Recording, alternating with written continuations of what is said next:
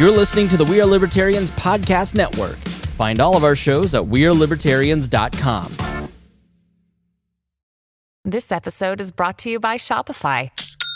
Forget the frustration of picking commerce platforms when you switch your business to Shopify, the global commerce platform that supercharges your selling wherever you sell. With Shopify, you'll harness the same intuitive features, trusted apps, and powerful analytics used by the world's leading brands. Sign up today for your $1 per month trial period at shopify.com/tech, all lowercase. That's shopify.com/tech.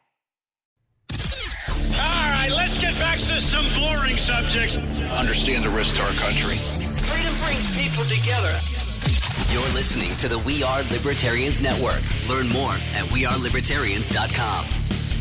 Welcome to We Are Libertarians. This is episode 306, recorded on August 9th, 2018. I'm your host, Chris Spangle. Today we're going to be covering Alex Jones. We're going to talk to our friends from the Launchpad Media Network, Johnny Rocket and Raylene. And Chris Gall is here, and that is coming up here in just one moment.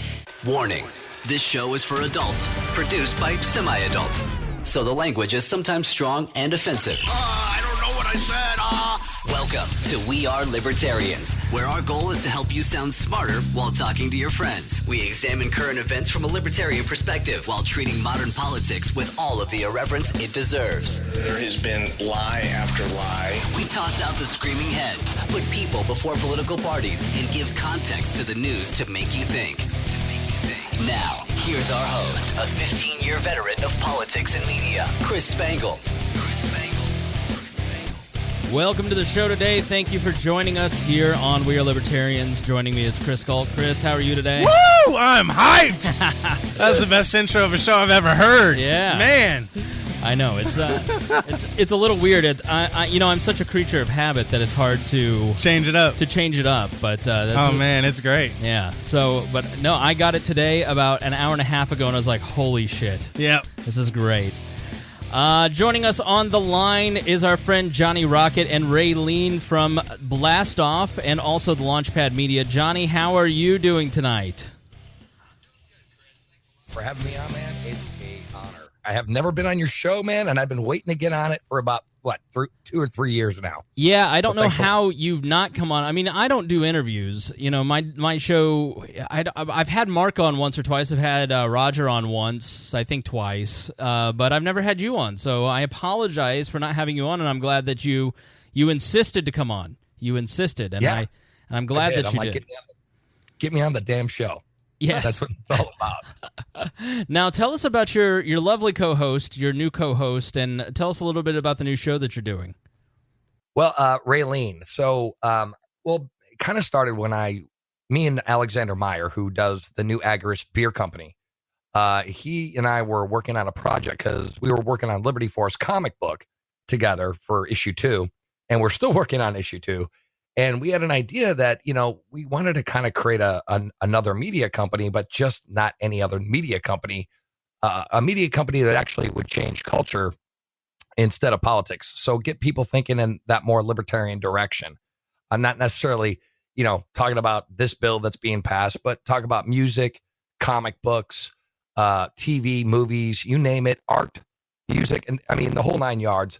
And you actually get libertarians to do shows and podcasts and movies eventually and start producing content that would kind of promote the libertarian culture. And I met Raylene. She's part of the Washington State Libertarian Party with me, and I've kind of known her, but we never really talked until one day my friend Mark Kibler's like, you got to get Raylene on your board for Launchpad Media because she'd be really good with marketing. So we had a phone interview on Skype, and I gave her a call, and she called into the group, and she started talking, and I was like, holy shit, this chick is awesome. I mean, she brings such a positive vibe. And immediately from that point on, man, I was just like, that's the one. She's going to be my co-host. I knew it right then and there. I heard her voice, her personality, the way she sparkled when she talked. I knew she was going to be the one. And when I see something, that's exactly that's how I felt about Galt when I first met him. That's what I was gonna say. It was a sparkly feeling the same way. You guys will be great together. I thought the sparkling feeling was in my cackles, and it felt good. No, but she is a wonderful person, and I knew she would be the one. And when I want something, I usually get it, and I did. So I said, how much do you want? And then she's like, nothing. So I'm like, you're even better than I thought. But she's a great chick. And so I figured that the idea for Blast Off was in the works already. And so I brought her on, and we wanted to kind of keep the show, keep the good things that were good about the Johnny Rocket Launchpad, and get rid of some of the stuff that maybe, could be tweaked. So we wanted to kind of have a fresh flavor, a new feel, new intro, the whole nine. And so far it's been fantastic. And I love every show, every week. I'm excited to do a show with Raylene because she brings so much positive energy, and she does her homework. She really does. She really does. Now, and let's say hi to Raylene before I start bloviating. Raylene, how are you doing? Welcome to the program. Thank you. I am so excited to be here. Thanks for having me on. Yeah, with Johnny, the celebrity.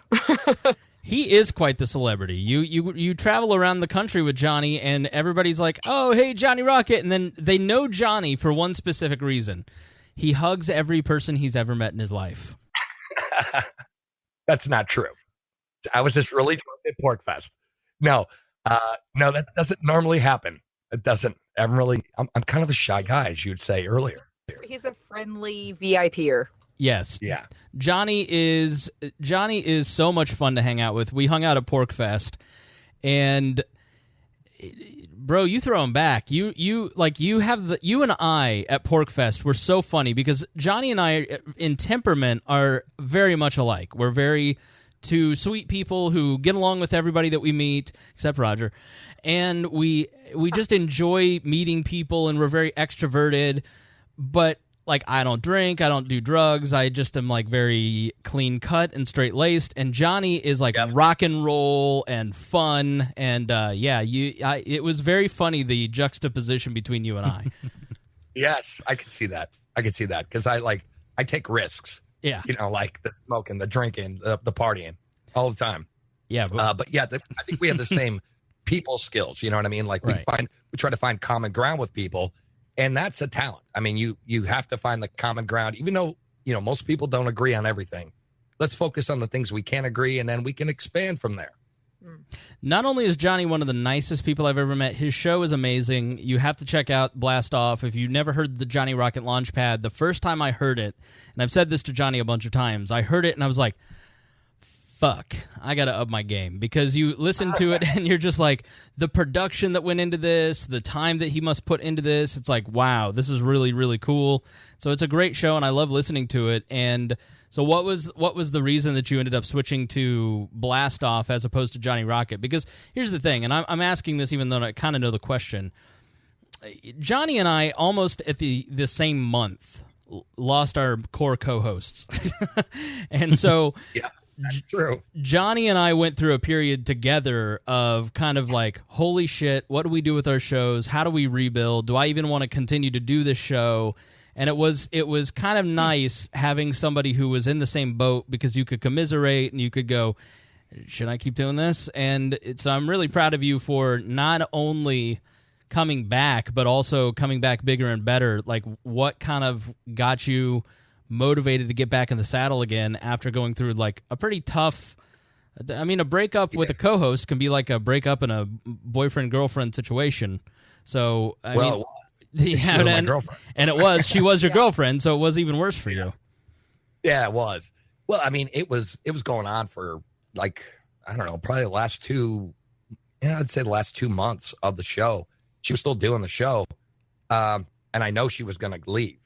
And I didn't really want to say, with the hopes that maybe she would change her mind. And, and it was at the same time, I think Kurt was getting into other projects in his life. I mean, he was making real good money. And so he was designing like preamps and shit for, Mackie and shit. Wow. And so he started getting into the money, and he's like, I just don't have the time anymore. Heather and I split up. And so I was kind of in limbo. I'm like, I don't know where I was going to go. And again, with the whole Launchpad idea that was kind of milling around, I didn't want to name the show after the network. I thought that would have been really egotistical. You know what I mean? Like, I can't do it. So I think people know it's still my network or media company, but I wanted to shift the name of the show, and I figured I'd give it a new flavor and, kind of give it more of a 50s vibe. I wanted to kind of go back to my roots with the rockabilly thing, actually have the show's logo and stuff look a little more retro. And I thought that would look cool because it kind of fits our style. Raylene and I, we admire and like the classic look of the 50s. So we both have that in common. Definitely. And so we figured, I mean, hell, our pictures together, I'm like, damn, we look good. Like we look like we should be like A, either in porn or B, in a 50s, movie poster, Why not both? No, well, let's talk to Raylene a little bit. Raylene, how did you get involved in libertarianism? I've been a libertarian since about year 2000. Okay. My great uncle, I used to listen to talk radio a lot, and I thought I was a Republican as a very young adult. And my uncle told me that Republicans and Democrats were the same. And of course that pissed me off. Like, no, that's not true. And I argued all of the, what we're used to hearing. And he explained how they both don't care about liberty and they both pick and choose. They don't have any real principles. And he told me what libertarian was, that word. I never heard of it before. And I went home and I got on my dial-up internet and they didn't have Google then. I think I Yahoo'd what is a libertarian. I took the world's smallest political quiz and I was definitely a libertarian. And so I was still a statist. Don't get me wrong. It was a long crawl to where I'm at now. But without having real internet and raising my children and doing all the things that, we do in our lives and working and everything that I was doing, I was always a libertarian. And then something changed and people found me locally and brought me into a meeting. And then I just love these people, this quirky oddball crew. You know how libertarians are. Yeah. There's always the really cool badass guy. And then there's this quirky lady that's really sweet and fun. Then you always have like the kid that crunches numbers. That's a huge nerd and a little weird, but you really like them. And then Poindexter. 72 annoying people. You have the one that has to argue every little semantic about everything, but you can't help it. But it's for the fun. It was a great group, and I said, "These are my people," and that's how I started getting. And then I got involved in state, and then this is it for me. This is my dream. So here we are talking about philosophy, economics, real life, lifestyle, liberty is for all of us. So is that what you guys, I mean, I know that you did a lot of interviews, Johnny, but are you guys mixing it up? Like, Raylene, weigh in this too, but what is the goal of the brand new show? Well, God, I think the goal of the new show is to kind of give the old Launchpad a remake. Again, like what I was saying, I think the old show, I felt like I really didn't like doing it anymore. It got to the point where I was just like, man, this sucks. Yeah. And I just needed a boost of energy, positive vibe, and I think Raylene was there. And when we were talking, she got me, we get, each other excited about doing the next show. You're like, yeah. We're kind of each other's muses at times, actually. We really feed off of just talking about libertarian things and what we want to do, what we want to see. We get going off of that, right? Yeah. Yeah, we do. We get like pumped up and it's crazy because and next thing you know, like the next day we're talking like, oh, that was a badass show. That was awesome. I can't wait to the next one. And it's good to share that with somebody who has the same passion as you. Because when I was doing the show alone for a while, it sucked. I mean, I had to kind of self-motivate myself, and it's so much easier to have somebody else like motivate you alongside it. Oh, totally. And Galt, you know what I mean? And Galt can weigh in because Galt's been the most consistent one-ish, except for when I fired him, since 2012.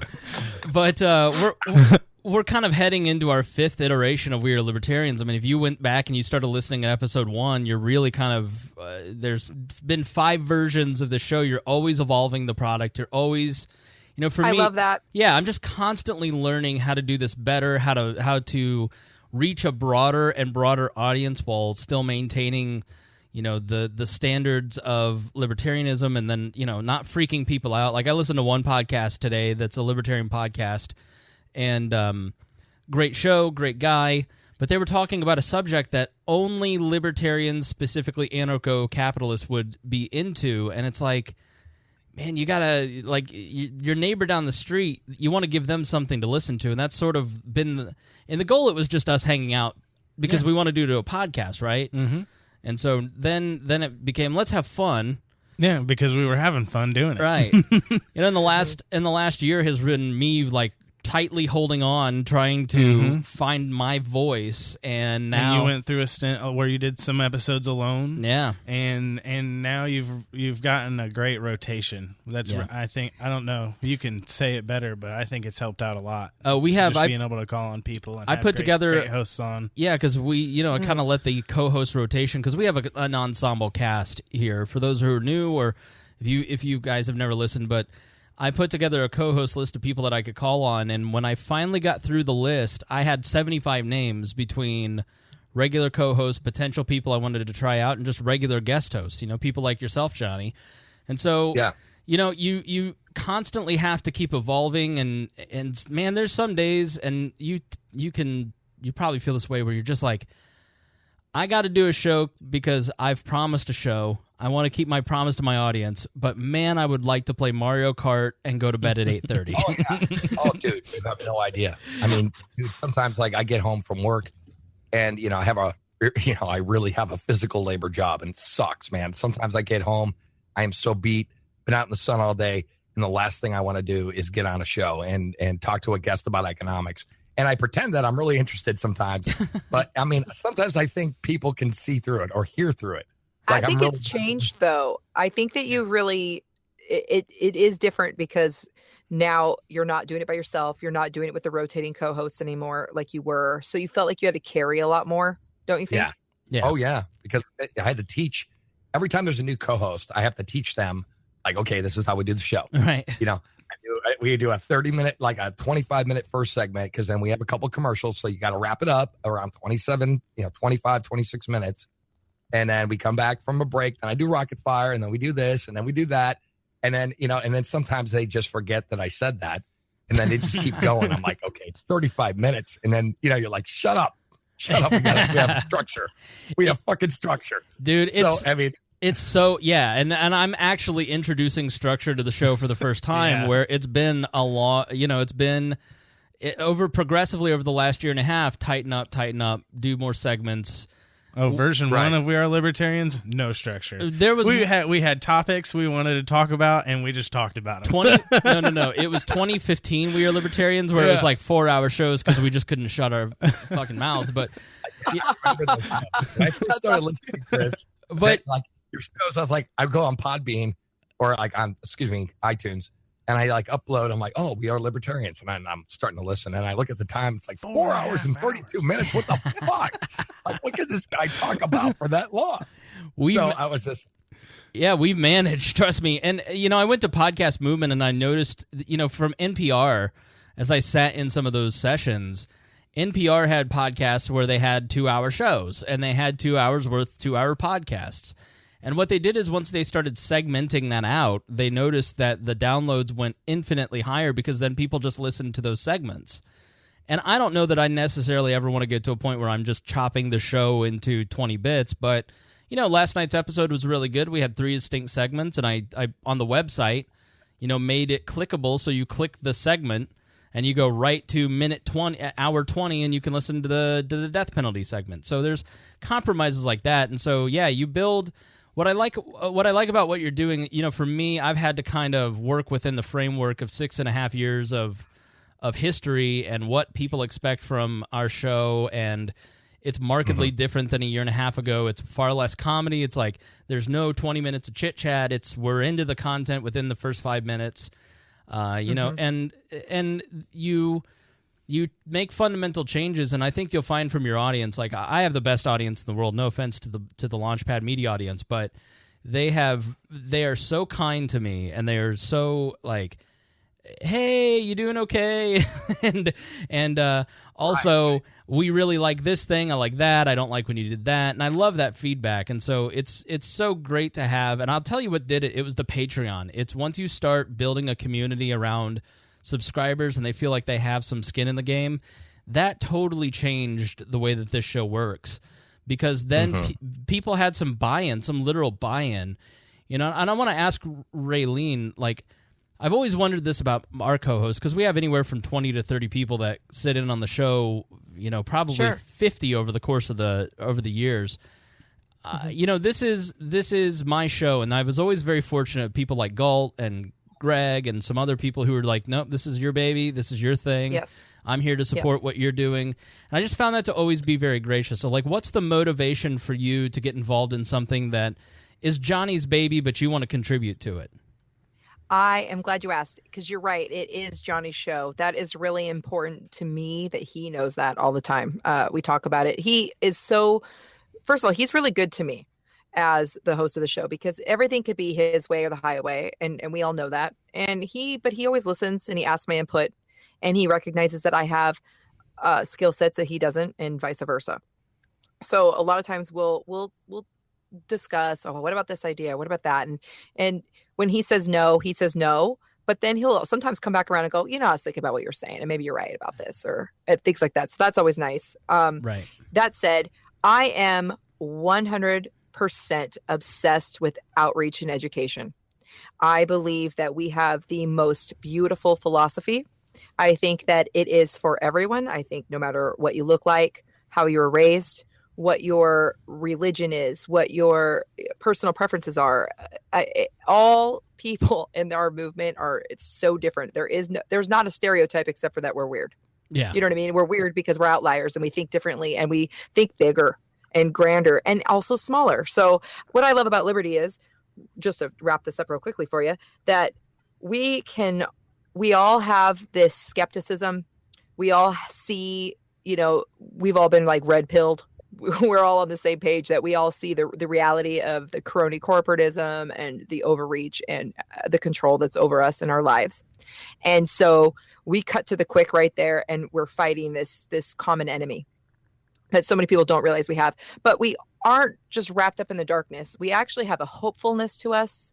We have that American spirit, the American dream itself, what we were, not what it's become and what it actually is, but what it always was.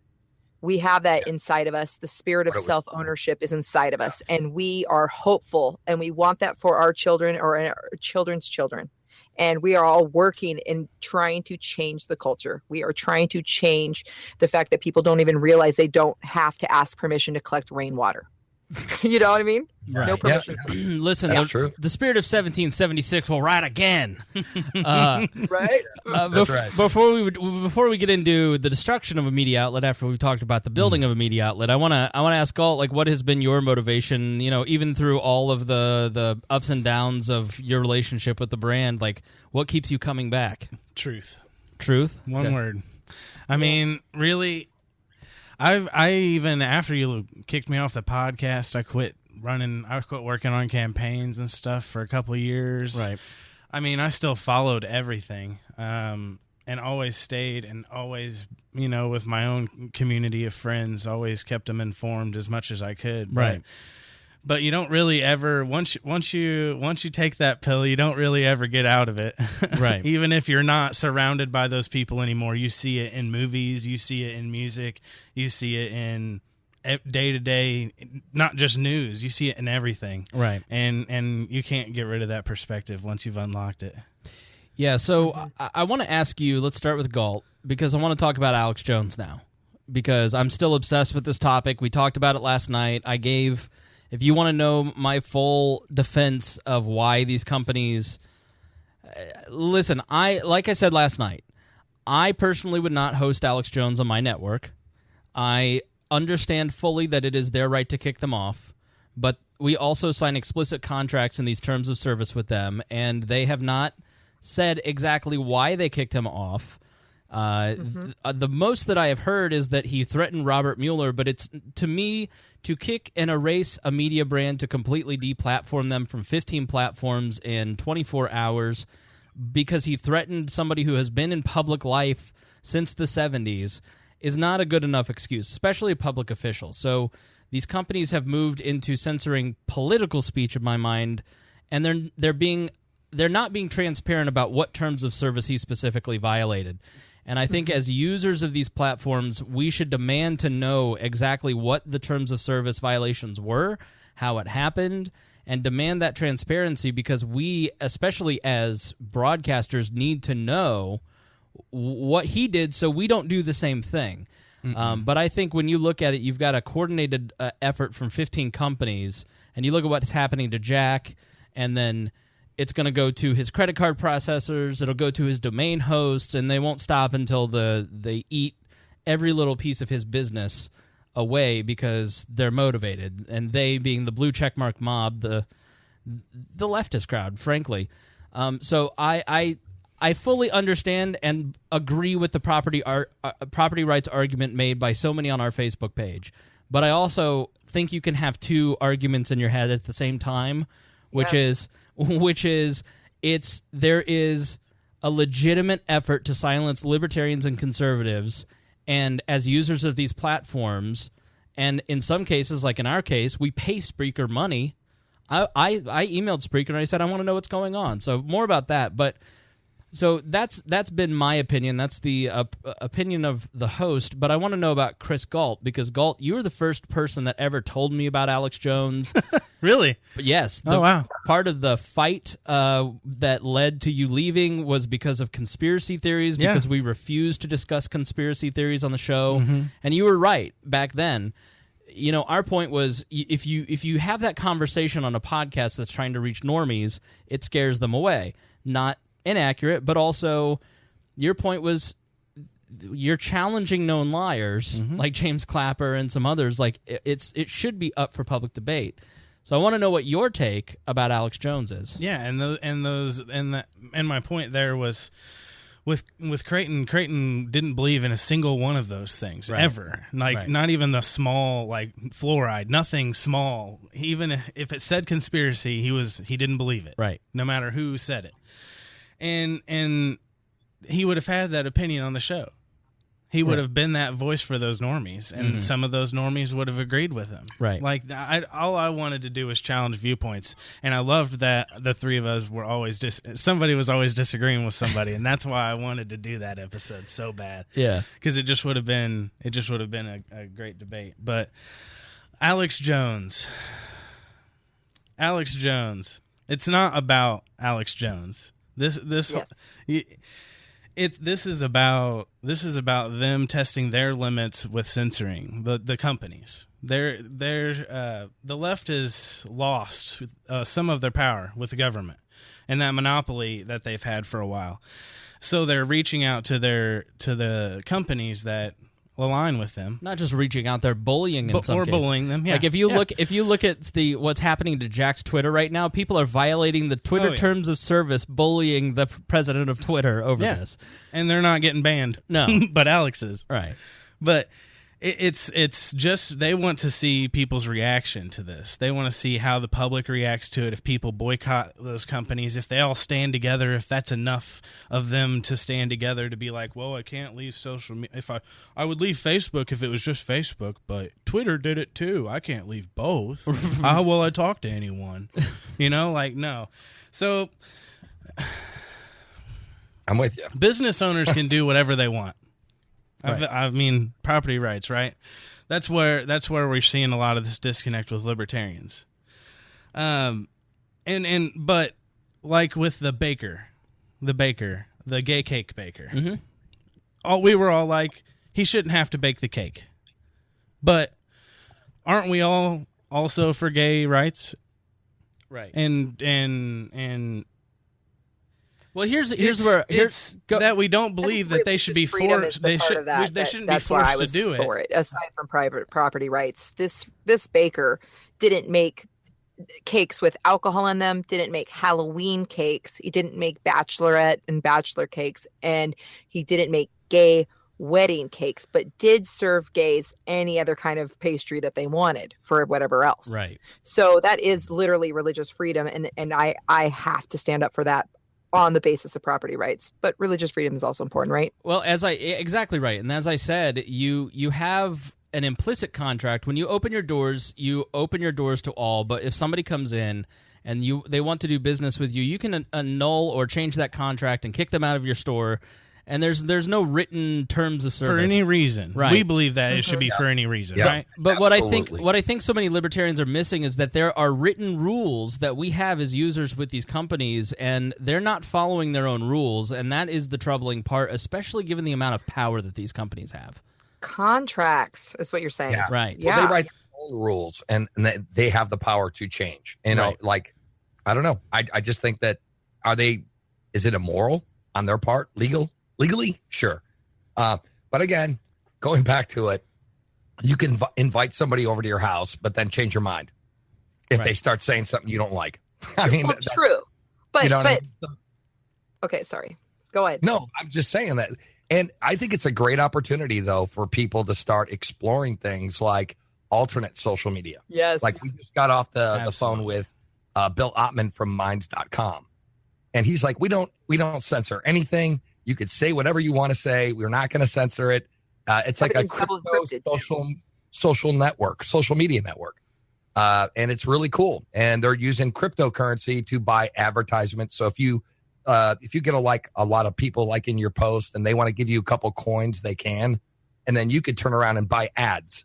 So it's all being done on a crypto kind of thing, which I think is great because then you get the state out of it completely. And on top of it, he is not censoring anything unless it's like abuse or, things that are morally questionable. So I think it's a great opportunity for people to start moving over to different platforms to let them know that we don't need this shit anymore. Using our feet, like libertarians believe in free association, we do have to uprise. The thing is that what Chris is saying is that they have too much consolidated power. When one person pisses somebody off and they can take you off of all these platforms, that's like a complete blackout. That's like blockading a road to your house so you can't get groceries. Right? It's a cartel behavior. All the oil companies are deciding not to sell. All the railroad companies are deciding not to do. I mean, it is cartel behavior, and there isn't a Spreaker, when I questioned them on it, couldn't produce the actual terms of service violation other than it was hate speech. Well, I'm sorry, but as a political podcast, I need to know what your definition of hate speech is, and it needs to be in writing, and it needs to be specific. I work for a comedy show. The amount of things that we say every day on a daily basis on a comedy show are going to be hate speech to somebody. Ben Shapiro, in my mind, while we don't agree with him on a lot of stuff, Ben Shapiro is a very valid conservative voice in the marketplace of ideas, and yet he doesn't call people by their proper pronouns if they're transgender. That certainly is hate speech to some. So what are the limits? Yeah. No, I'm with you. I have a question. Did you have a problem with Spreaker, or is that how you call it? Spreaker. Yeah, did you have a problem with them?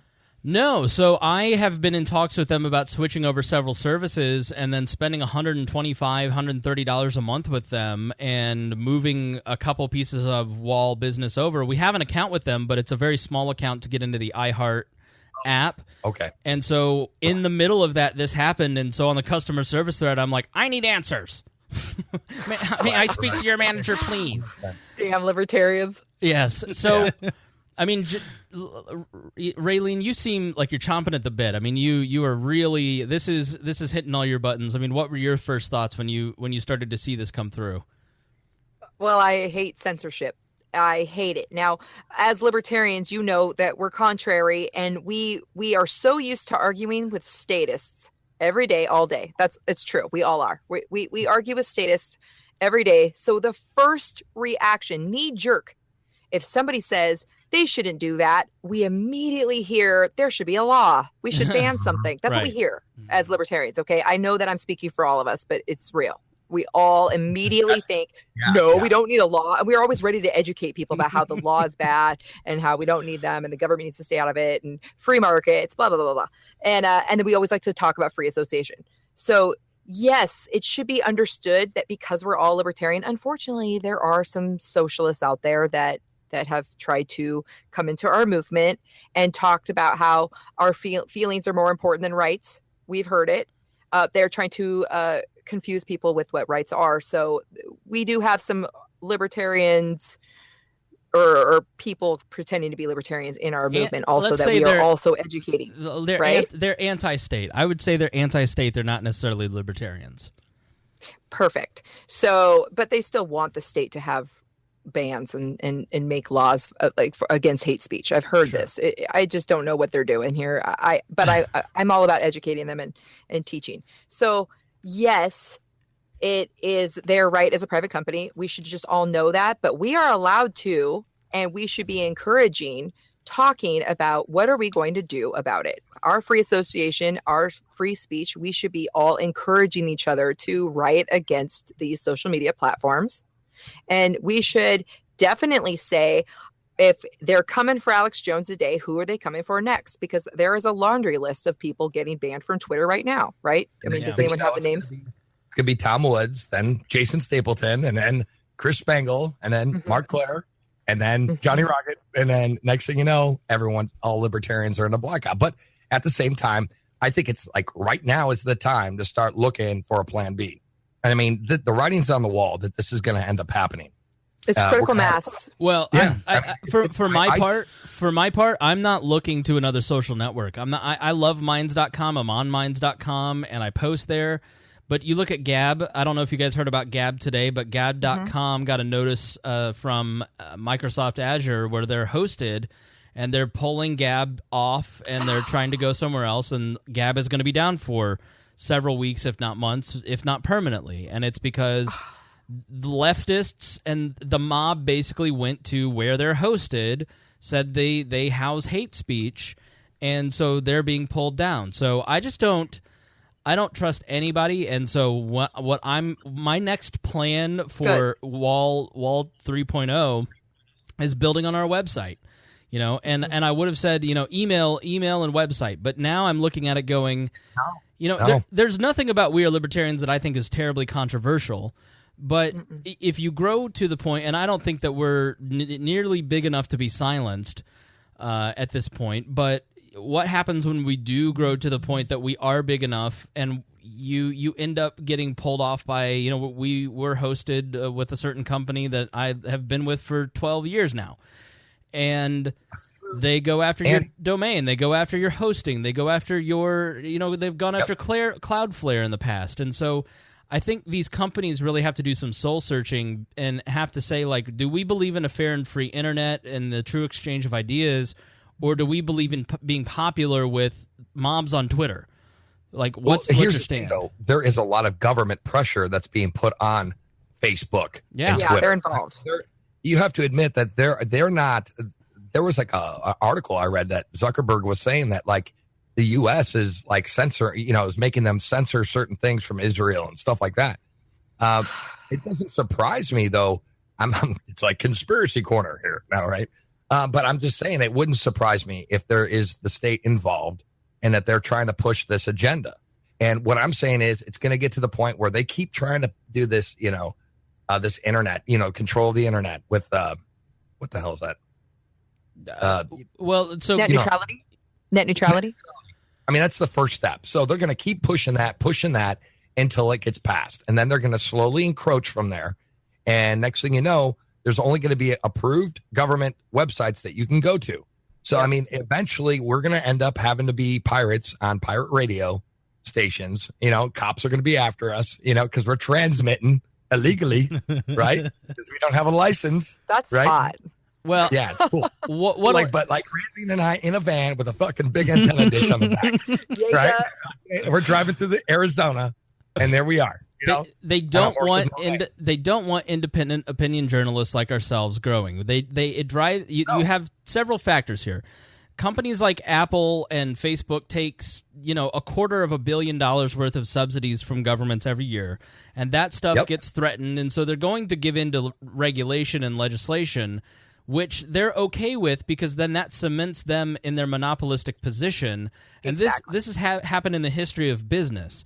And so what you really have to protect are the domains, the credit card processors, the back ends, your email lists, because you have to think Web 1.5. You have to think about the link wheels. It's important for you to link to, I have a link on my front page to Johnny's website.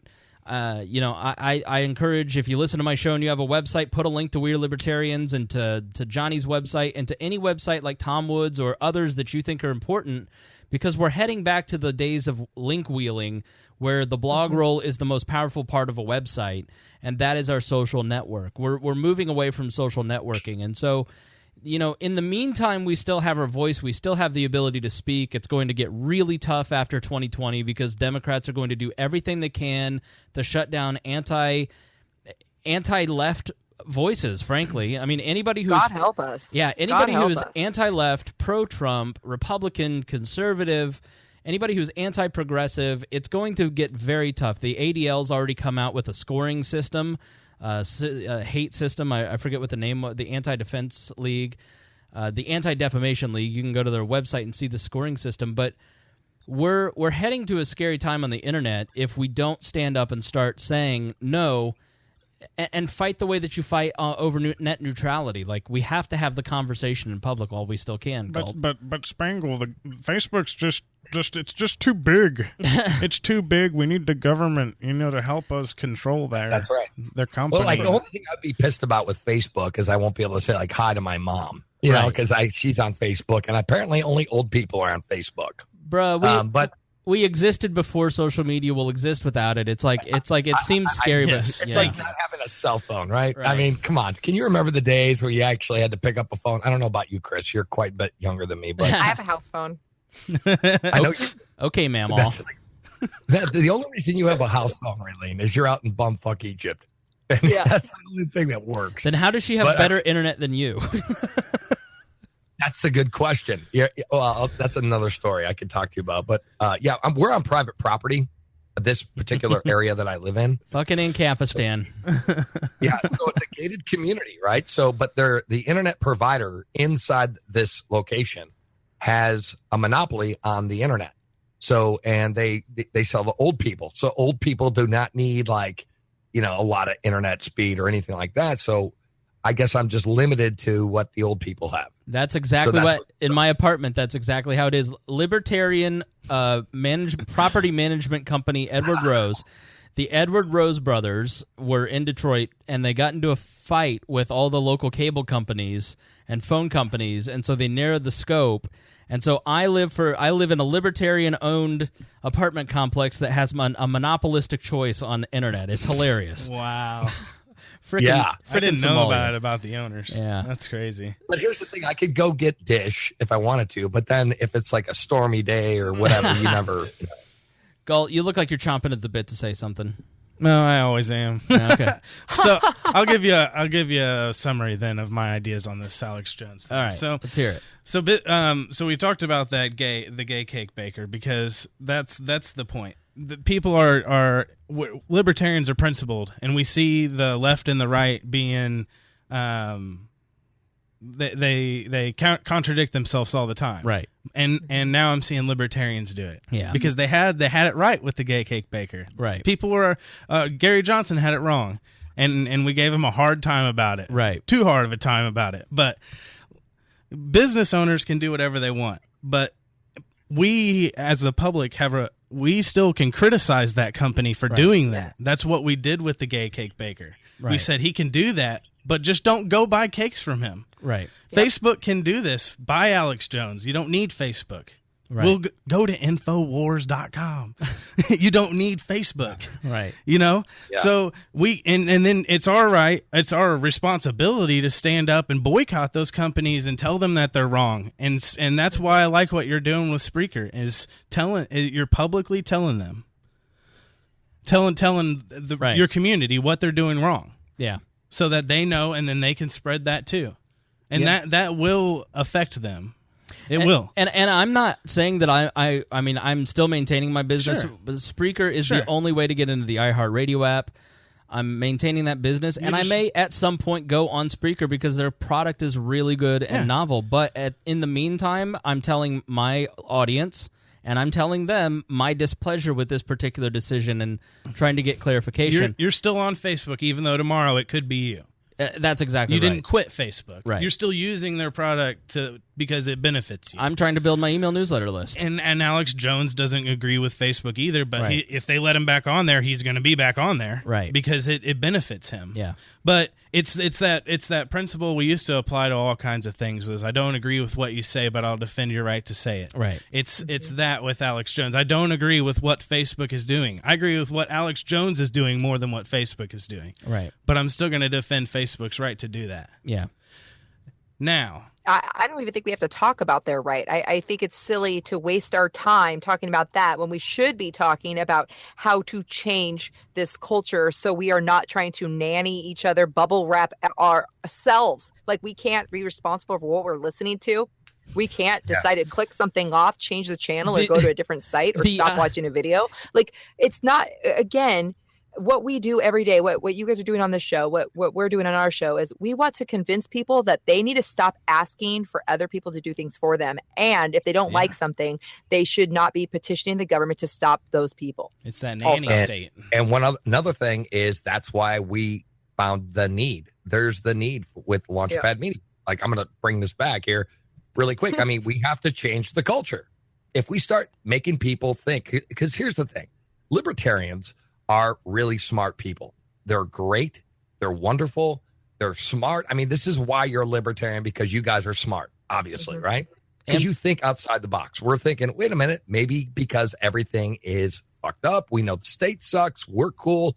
They suck, right? So if we change culture and we start getting, people listen to music, people watch YouTube videos, people do this stuff, we're academic. There's a lot of libertarians who like to read books, articles. A lot of people don't read. They don't have time. They're soccer moms, right? Right. They sit at home and they want to watch the game and they don't give a shit because it's bread and circuses, right? So what I'm saying is we need to start getting our message out there in popular culture. We're not going to win by sitting on our ass reading articles about economics and why the minimum wage sucks, right? We know it sucks, but the average person, it just feels good to give them more money. Yeah. But they don't understand the consequences. So if we start embedding our message into music, movies, and not like really bad movies, that's the thing with libertarians. They can't, like, there seems to be a lack of art. There seems to be a lack of art with libertarians. I don't understand. Left brain, right brain. Who makes movies? L.A. Yeah, that's right. They're a bunch of pedophiles. Okay. Yeah, absolutely. Yeah. So, like, what I'm saying, dude, is I think that if we start getting our message embedded into movies and music, and like, we got guys like Eric July with Backwards. That's a perfect example of he is conveying that libertarian music or libertarian idea through music, and it's cool music, like by most modern standards, right? That is getting attention. People are listening to Eric July just because of the fact they like his music, and maybe they'll pick up on that message. And that is what we want to eventually accomplish with Launchpad Media, is bringing this kind of the message into popular culture and make it cool and make it cool. Aren't these the moments, though, what they're talking about, what you're talking about? This is where it needs to merge. So we take these things that piss people off or that they're cheering on, depending on maybe what side of the aisle they are, not to collectivize, but let's just do that real fast. And when we talk to whoever they are, whether it's our moms, our neighbors, the parents at their kids' game, whatever we're doing, we should be talking about this and start, again, changing culture through educating. And start using our free speech and what our free association means. This is where we take this and start teaching people that just because you don't like it doesn't mean that nobody should be able to listen to it. Because what happens when something you care about is taken away, right? One of the best things that I think has come out of what you do, Johnny, is the radio drama, and it's in our feed. So the feed that you're listening to right now, you can go back in time, probably 9 months ago, and listen to the Radio Force drama that Johnny did.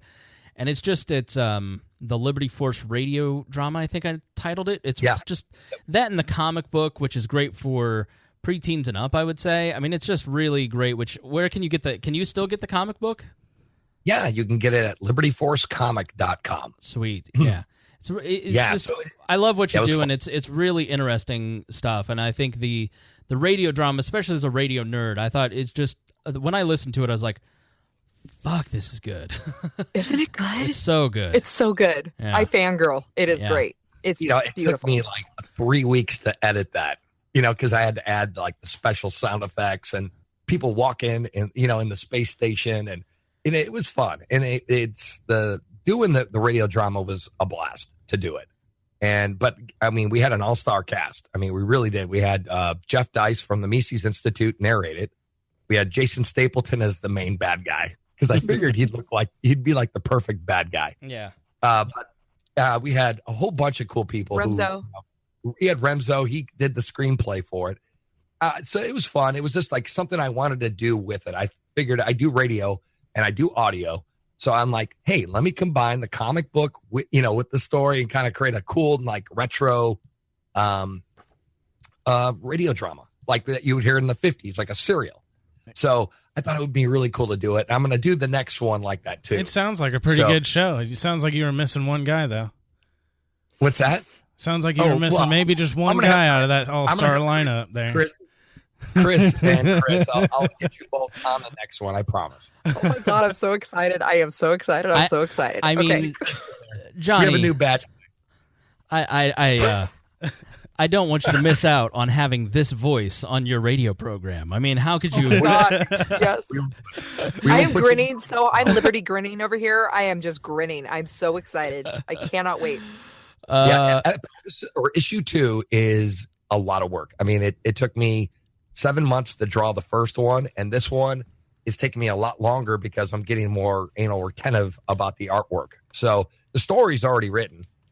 It's just I'm waiting to just kind of move on and draw the characters out, and I'm just being I'm detail oriented because I really want a good product to put out, and I don't want to put something out half-assed. Yeah. So I think I could do better than I did on the first one, and it already is a lot better. And this is why I want to work with Johnny there. This is why I want to work with you, Johnny, because I respect people who are always honing their craft, making it better, trying to be your personal best, not in competition with other people, but with yourself. That is hot. I love it. Good job. And frankly, Johnny, like myself, needs someone to look after him, somebody to keep the ADD in check. Let's circle back to Galt because I want you to make sure that you've got a prepared list here. I feel like we cut you off 3/4. No, not really. I was just prepared for different arguments just in case. All right, but like I guess one of my good points was I saw a lot of people on our Facebook making that argument about just Facebook being a monopoly of social media. That basically that we need to have them step in because if it was an oil company doing it that controlled all the oil, you would want them to, or you wouldn't be able to have gas. Right? You need Facebook to survive. I saw that a lot, and it kind of surprised me. So imagine this. Imagine an American retailer began just by specializing in one product, okay? And then they grew into this mammoth that changed the entire shopping industry in America. Among its innovations, maybe no matter where you lived, it shipped to your door directly, no matter where you lived. Whether you're looking for cookware, guitar, the latest fashion. Let's say I start with books, and I get really good at shipping books to your house. Yeah. That I get so much money that I start investing like things like encoders and web services. Yeah. Do you know what really big company I'm talking about? Amazon, yeah. No. Sears. Oh, that's a good point. Yeah. Sears. Oh, okay. And who needs Sears now? Who needs Sears now? No one. No one. So that's my point. Facebook might seem like everyone needs it right now. But in 10 years, it might not even be here anymore. And that's a great point. And I've had this argument with people because it isn't a monopoly. They have a monopoly on attention currently. But the reality is that an Amazon has products and it has a backbone, right?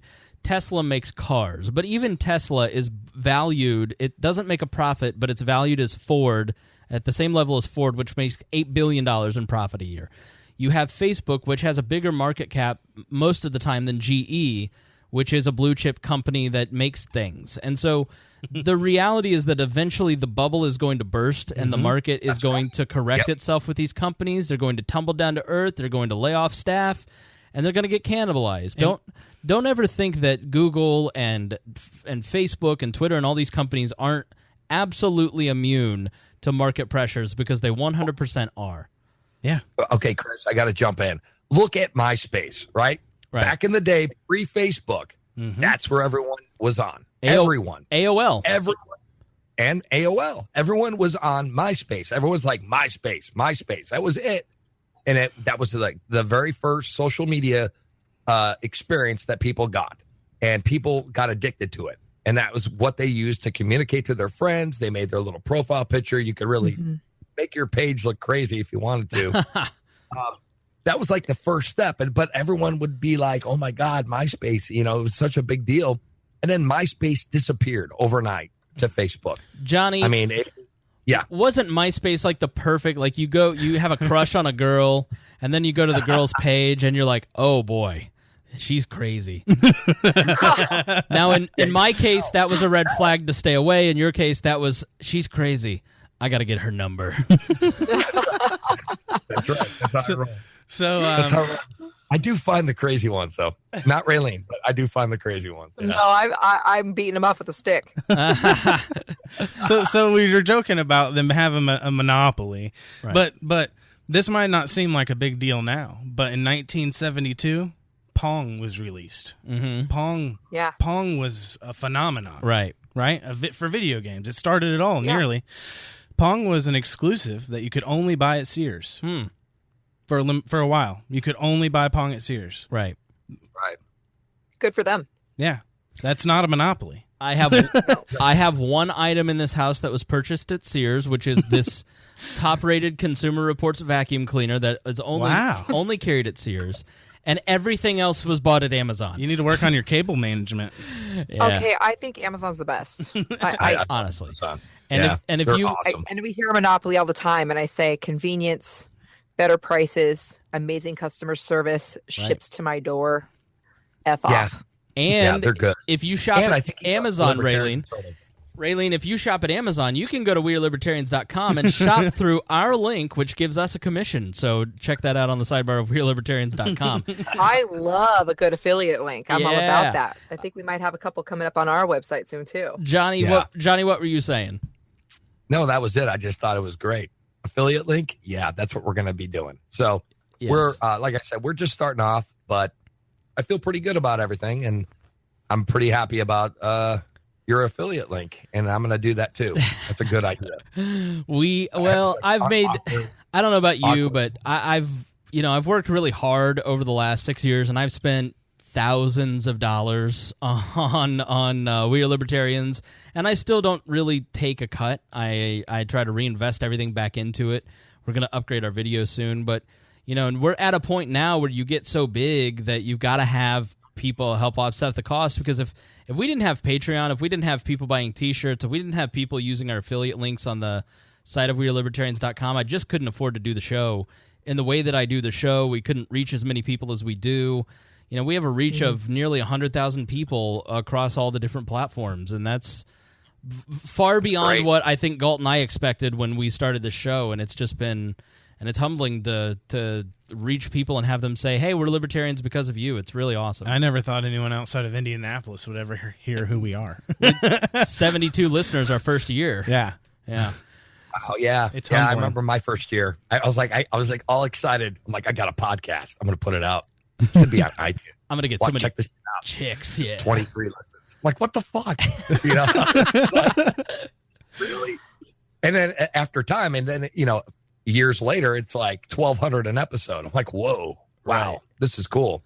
But right now with all the new media, we have a lot of cool shows. I mean, we have a lot of great shows right now. We have the Lasseniders. We have Sounds Like Liberty. We have Postcards from Somalia. I love that name. We have the Beer Ambassador. We have Blast Off. We have Nice Guys Free with Alex Merced. We have Arvin Vora coming on.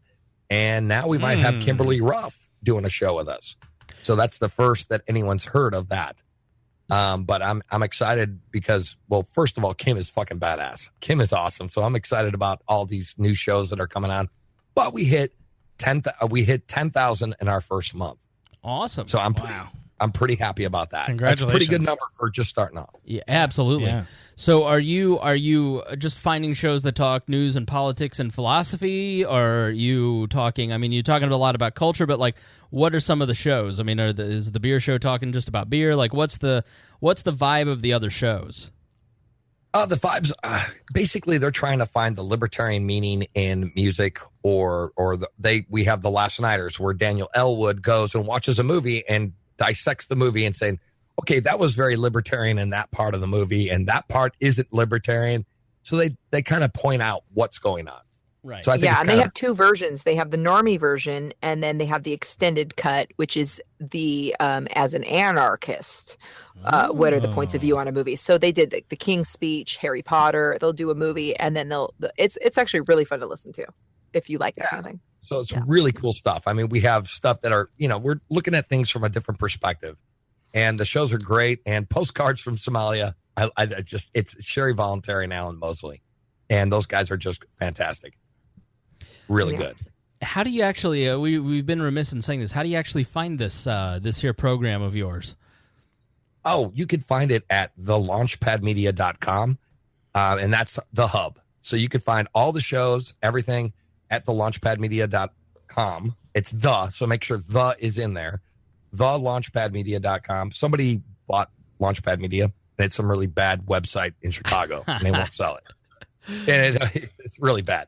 And you can also find us at on iTunes if you look up Blast or Launchpad Media, and you can find Blast Off at thelaunchpadmedia.com/Blast Off. And our Patreon is patreon.com/Blast Off Podcast. So, and we're the only rock and roll libertarian radio show still. We still are. Do you still put a ton of time into production? Oh, yes. Well, right now, what's even great is I want to throw my good buddy Ben. What is that? Holla. Chicken? Oh, yeah, holla. Basically, we have a new editor, so I don't even do my shows anymore, man. This guy has been doing the shows now for about 20, 30 episodes, and he's awesome. Ben Weegold. And so he is producing the show. He is editing it. He's doing a wonderful job.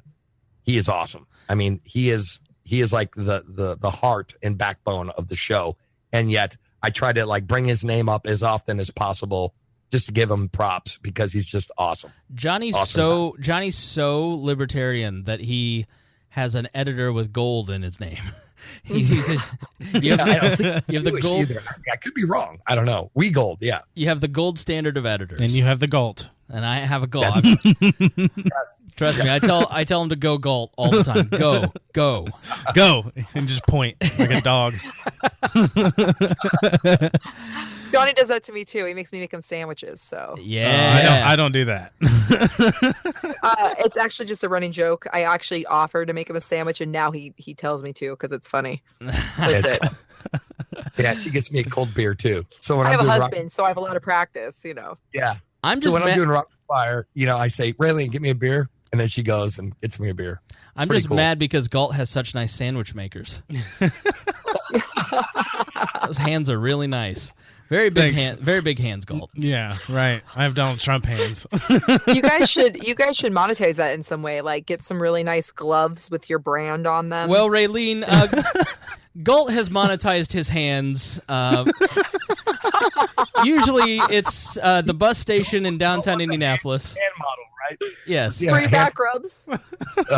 Lots of rubs. Wow. Couple jobs. All right, let's start wrapping up. Let's give our final thoughts. Ladies first, final thoughts for the episode. This is a chance where you get to talk about whatever you want to talk about, shamelessly self-promote, or give your final thoughts on the topic. The floor is yours.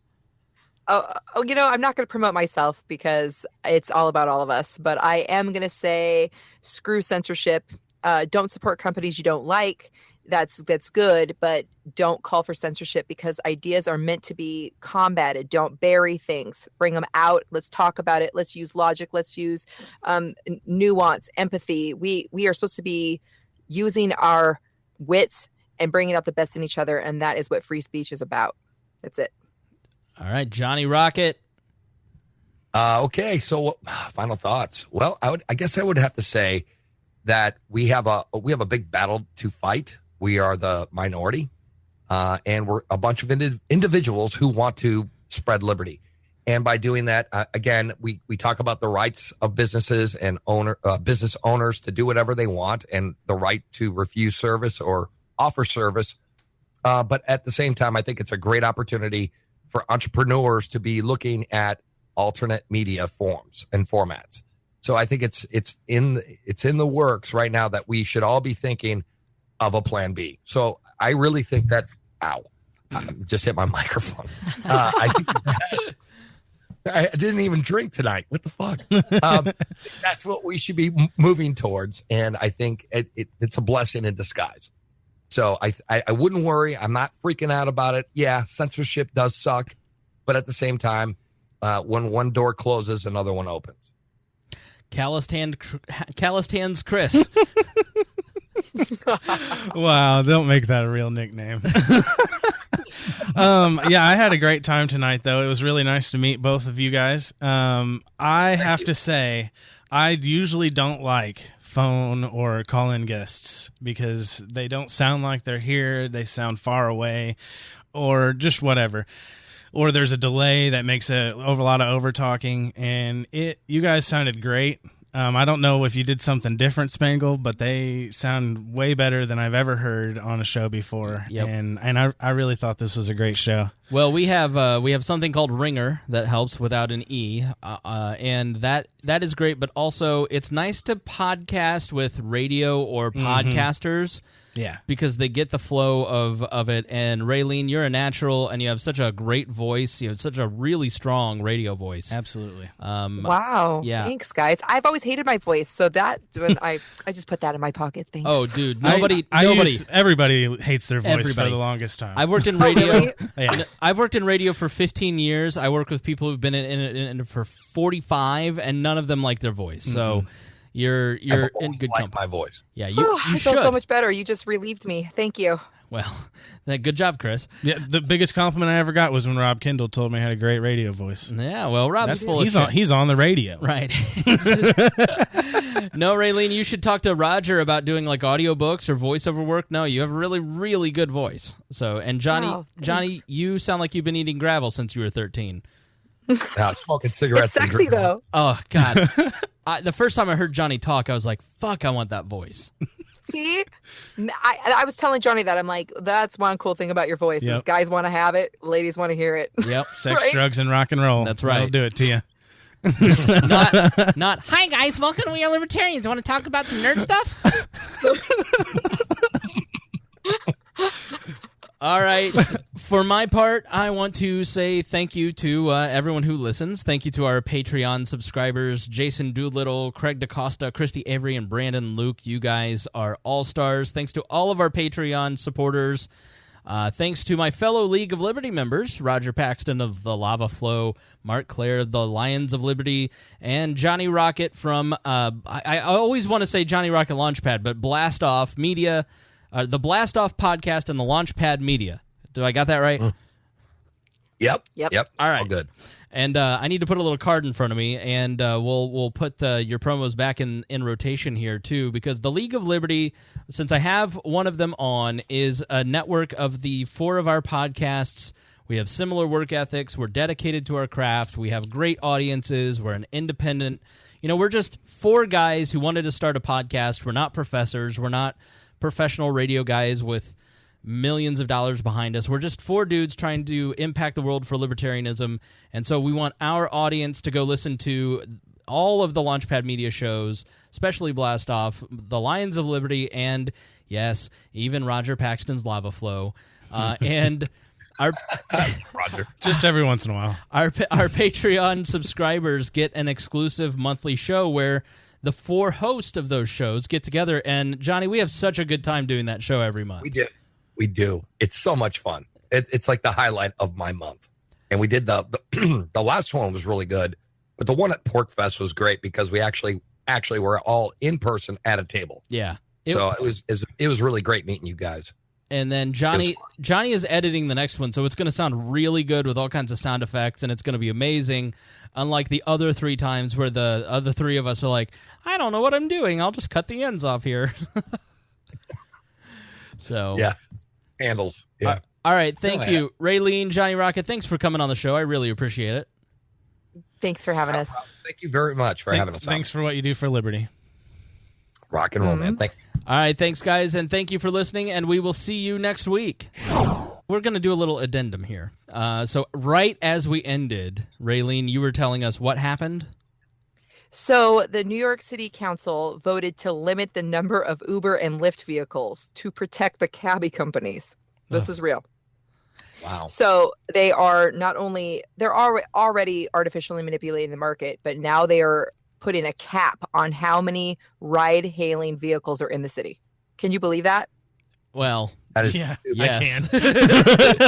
Those are very predatory regulations right there. Yeah, and then the mayor, is his name Blasio? Mm-hmm, de Blasio. So he's going to sign it into law. But he still needs to technically because the city council voted it all in. So they're saying that it's going to stop congestion and to help the driver wages. This is what they're saying. Right. Well, it's the city's fault. So here's what happened in New York City. They developed the system of medallions, and these medallions you buy. Basically, it's like a license plate for your taxi, and companies can buy a ton of medallions, or you can buy one as an individual. And these medallions, I heard an interview with the Daily on the New York Times podcast, and I think he bought it at it was 150,000 when he bought it, and it went up to 800,000 at one point, and then now he can sell it for 85,000, and that was going to be his retirement. And so there are 3 cab drivers that have killed themselves, and they blame in the suicide note. One blamed Uber drivers, and the cab driver was like, I don't blame Uber drivers, I don't blame Lyft drivers for going out and doing what I'm doing, trying to make a living for my family. What I blame the city, because the city is not protecting the cab drivers and protecting our investment. And so that's why he wanted the Uber drivers to be banned, is because he wanted the city to artificially inflate the price of his medallion. And that's exactly what they're doing. They're caving into the pressures of the union to artificially inflate these guys, their medallions, so they'll stop protesting. Exactly. Yeah. So what they'll do, because they're making, I heard to get a cab license in New York is like $1 million. Yeah. Doesn't a surprise year. me. Yeah. Just to have the license for the cab is $1 million bucks. Well, not only this, but once the government makes this rule, you do realize what kind of racism is going to happen, what kind of classism is going to happen here, that people won't have rides. So they have all these people. They're limiting so many people. So limiting cabs, limiting Uber, limiting Lyft and ride shares of all sorts. If they limit that, who's not going to get picked up? People who won't tip. Right. That's right. Yeah. And here's the thing, though, too, is that first class or first-hand experience is like Seattle. They do not want cars downtown. They want everyone to ride the bus. They want everyone to use the public transportation because it's cleaner. It's better for the environment. They want everyone to ride bicycles. Justifies taking more tax money. Right. Exactly. And they subsidize everything. Everything is subsidized. So if the actual bus was charging people what it was worth to ride from point A to point B, it would be like $7 or $8 for a ride in a bus. There are some seats in Indianapolis on our bus system that are $55 a seat, but you're paying $1.50 because it's subsidized. And now Indianapolis only has a bus system. It's a very spread out city. They're implementing a mass transit, something called the Red Line, and what they're going to do is they're going to kill one of the most popular spots in town called Broad Ripple, which is a college area. So they thought, we'll help Broad Ripple by putting this public transportation up College Avenue. And what they're doing is they're destroying all of the parking along College Avenue. So you've got these bars like the Aristocrat, where 60% of their parking is on the street, and nobody's going to be able to go to the Aristocrat anymore because it'll be too inconvenient, and so people will start going elsewhere. And that's what happens in New York City. It will make it so much more expensive to get an Uber or Lyft that people won't be able to get a taxi or a Lyft because they'll get pissed. And so then, I don't know if you guys have taken Ubers in big cities lately. Oh, yeah. I do too. All the time. But Johnny, correct me if I'm wrong. I've taken Ubers this year alone in D.C., Boston. I've taken one in Philly. I've taken several in Philly, Las Vegas, New Orleans. And what I have found consistently is that they're all immigrants who are here. They've been here for a very short amount of time.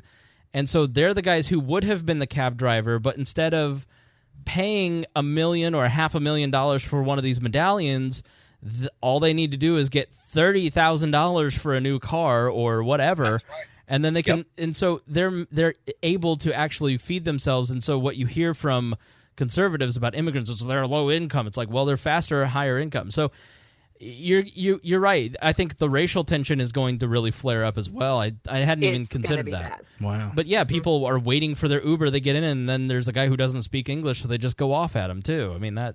So yeah, it's so. Well, and they're also establishing payrolls for the drivers. So they're saying, well, these people aren't even making enough money. So they're actually going to force these Uber people to pay them even more.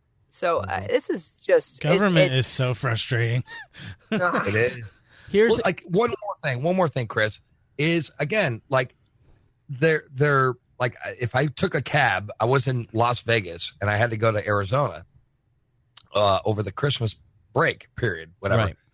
And I took a cab and it was like, or to take a cab, it was going to be $350, right? For an hour drive. Right. And I got an Uber and I talked to the chick who was driving. I'm like, how much is it going to cost? She's like, 150. And I'm like, that's awesome. Sure. And I gave her a great tip, like a $50 tip, because I'm thinking to myself, well, I saved myself $100 because I would have paid $300, you know? Right. You have to. You're a libertarian. You have to tip.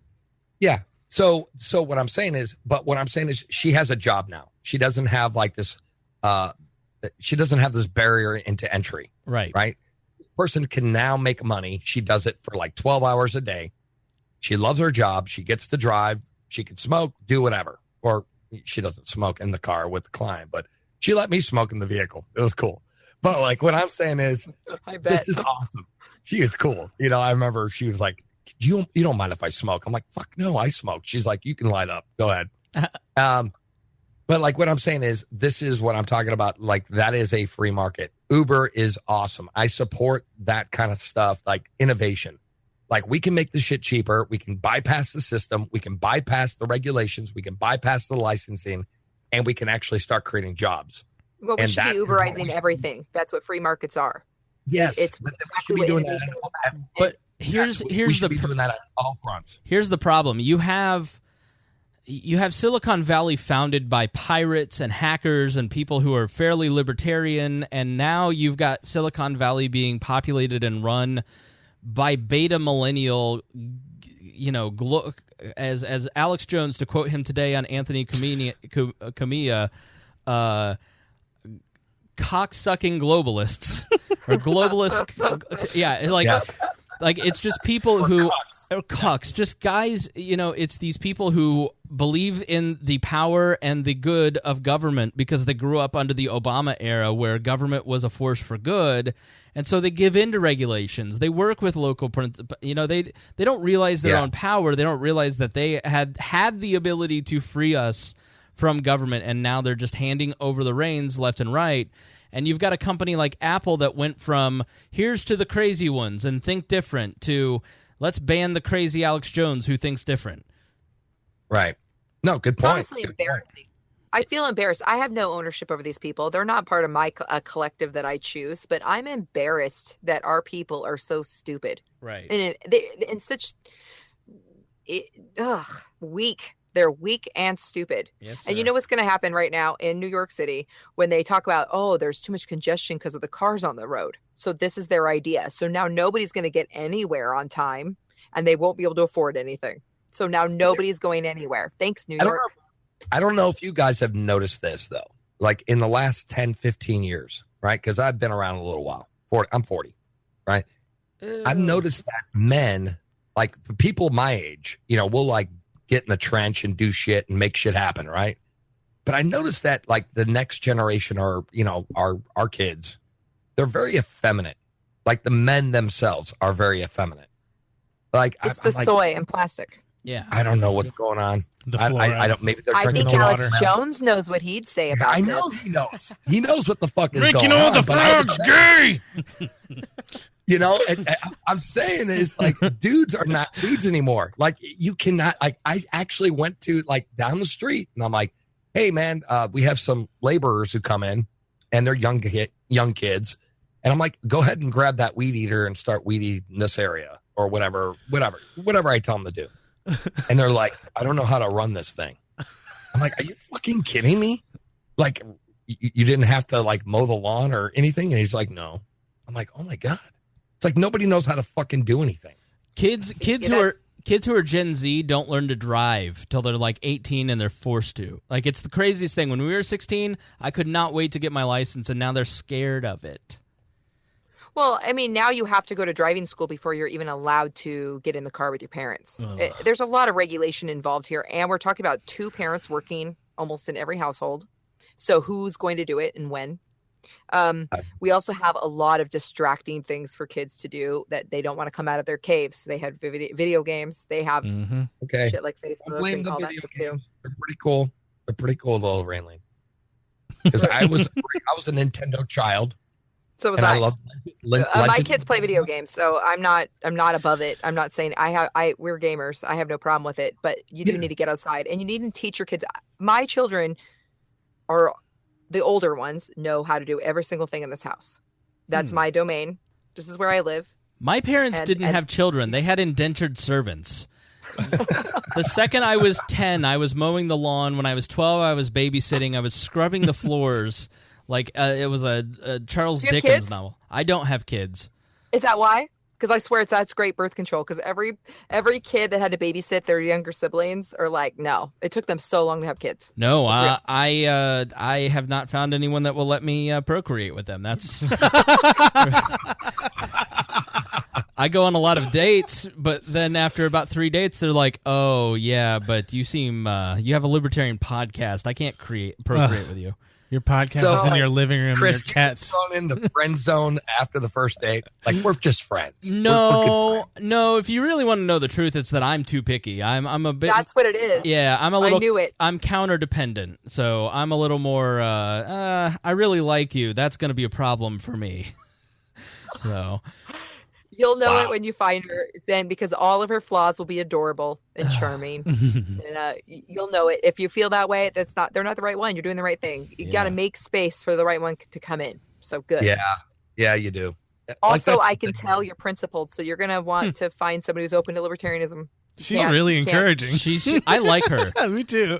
Sorry, Johnny. I'd like to welcome. That's like 1% of the population, right? I'd like to welcome our newest co-host, Raylene. Gulp, you may leave. Oh, see you guys. Yeah. Stolen. Well, it's been great having you guys on. Thanks so much. It's been a fun conversation, and I encourage everybody to go check out your website. What is it again, Johnny?